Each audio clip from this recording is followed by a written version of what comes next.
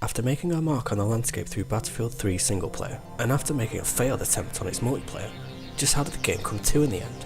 Let me discuss my views. We're on the clock. I'm pursuing this lead. Before we start, this review comes with a notice that there are some comparisons to the Call of Duty franchise. It's just an inevitability with a game such as Battlefield 3. No, Steve, look, I'm sorry, but that's completely unreasonable.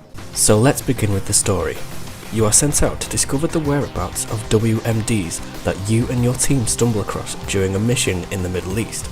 You split between the view of the Marine Sergeant Blackburn and a Russian GRU operative known as Dima. In essence, the missions are played out as flashbacks, as all of the story is told through the interrogation of Sergeant Blackburn. For what reason, we are not sure of at the beginning, it's just made apparent that he may have done something wrong. Call of Duty comparison number 1. The interrogation scenes, used as a precursor to each mission, reeks of Black Ops. It's not a terribly bad thing, but some originality in this department wouldn't go amiss. Counsel you to remember, gentlemen, the people of this country are not your enemy. PLR is. Unless they shoot at us. Getting back to the actual story, it's just not that great. Though with other military shooters, the story is just a cobbled together set of events that the player gets to take part in. That bit I have no qualms with. My issue is that other military shooters have more memorable moments and more impressive set pieces than Battlefield. Looking again to Call of Duty, comparison number 2, there are lots of moments that stick in your mind because when you first see them you think OMG WTF. There are few if none in Battlefield. The counter is that its set pieces are geared to be more realistic, but the game doesn't sell itself to be a simulation. If I wanted to play a military shooter for its realism, I would play Arma. Oh, what the... Then there are the characters. There's you, and then there's everyone else. No one is really given any time to develop. There are no bonds formed with people you fight together with. I have no reason to hate the enemy other than them told they're bad, and no one has a personality, not even yourself. In turn, you don't care whether people live or die or what they have to say.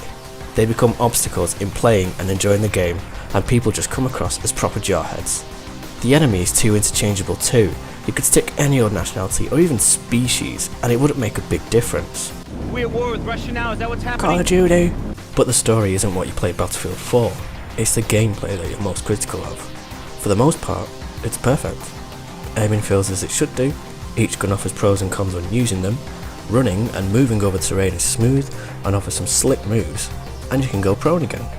There's not much really to say about this that hasn't already been said. The control scheme for both moving a soldier and for controlling vehicle works. It's definitely a sort of pick up and play system.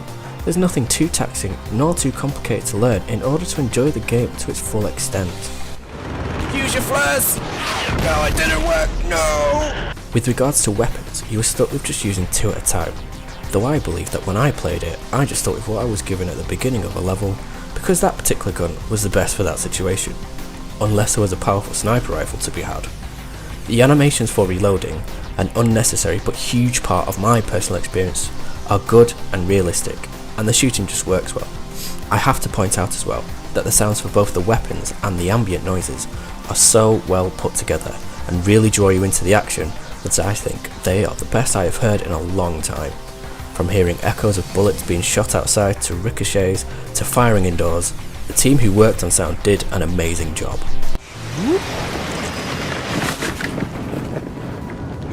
Awesome sound effects, just listen to the rain on the helmet, it's amazing. What doesn't work, however, is the need to follow someone else. Most of the game is just follow, follow, follow.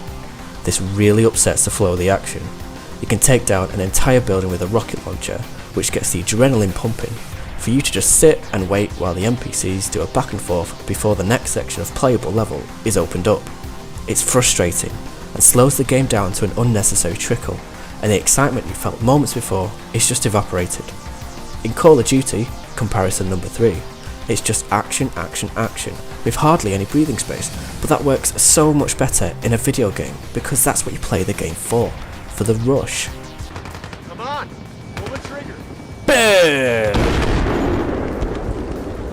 So where exactly can you get the rush from this game then, if not in the single player? Multiplayer, of course. No doubt I have stated before, I do really enjoy the multiplayer. The controls from the single player work extremely well in it, and you can go from single straight onto multiplayer and feel at home with shooting people and jumping into vehicles and mowing down your opponents. with the exception of jets. They take a little getting used to.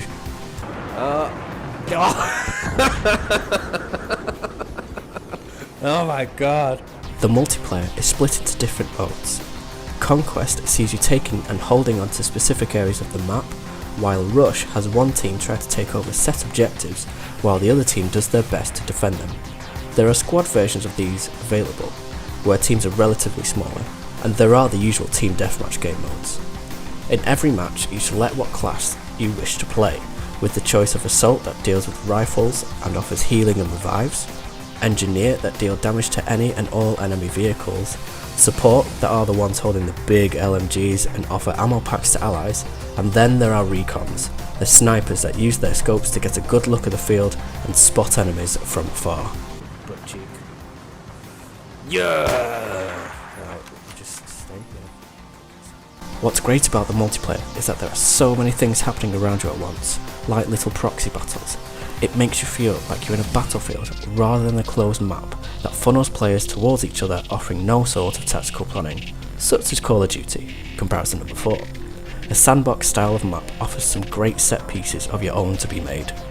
The game also boasts good destructibility of the environment. What you may think is good cover to hide behind quickly becomes rubble at your feet, leaving you open for a sniper to pop your head.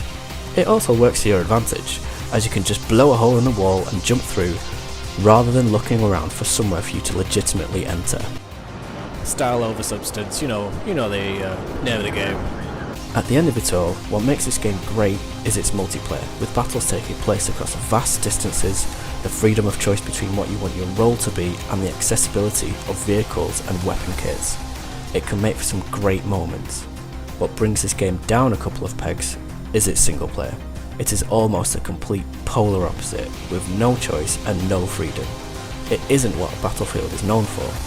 Some may suggest that you don't buy the game for its single player, which is a fair enough comment, but in that case it should be priced as a multiplayer only game.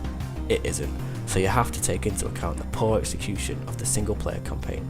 Forgettable moments, robotic and boring characters keep this game from ultimately being something amazing.